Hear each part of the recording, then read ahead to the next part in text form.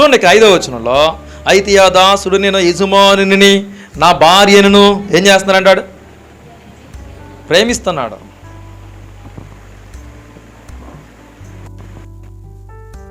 నేను నా భార్యను నా పిల్లల్ని విడిచి ఎక్కడికి వెళ్ళగలను? దాసుడే, కానీ వాడులో ఏముంది? ప్రేమ ఉంది. చెప్పండి, ఏముంది? దాసుడే, వాడు స్టేటస్ దాసుడే, కానీ వాడి యొక్క గుండెల్లో ఏముంది? ప్రేమ ఉంది. చాలామంది ఈ రోజున విడిచి వెళ్ళిపోతున్నారు. భార్యని విడిచి, అర్థమవుతున్నా, పిల్లల్ని విడిచి దూరంగా వెళ్ళిపోతున్నారు. ఓకేనా?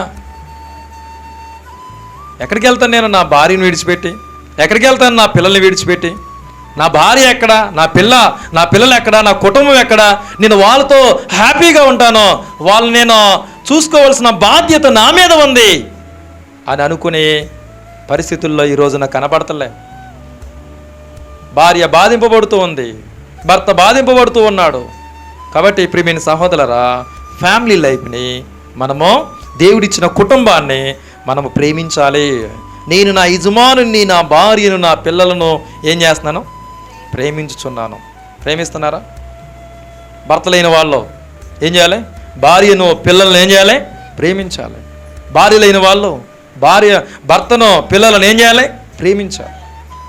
అదవుతుంది. పిల్లల కోసము చాలా త్యాగాలు చేసే తల్లులు లేకుండా పోలేదు. అదవుతుంది. కాబట్టి ప్రియమైన సహోదరులారా, ఫ్యామిలీ లైఫ్ను, దేవుడిచ్చిన కుటుంబాన్ని మనం ద్వేషించకూడదు.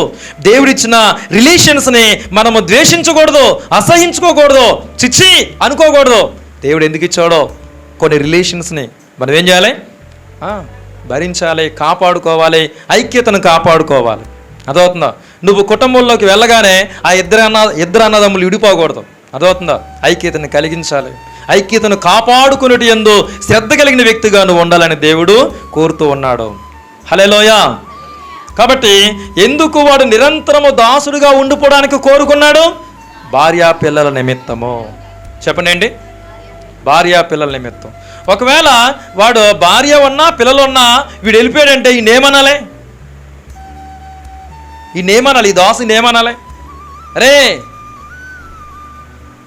నేనేమైపోవాలి? నువ్వు వెళ్ళిపోతే, నువ్వు ఒంటికి వెళ్ళిపోతాకి ఏంటంటే స్వేచ్ఛ కావాలని స్వతంత్రంగా వెళ్ళిపోతున్నావు, 6 సంవత్సరాలు కంప్లీట్ అయిపోయాయి అని, మరి నా పరిస్థితి ఏంటి అని భార్య ఎంత బాధపడద్దు?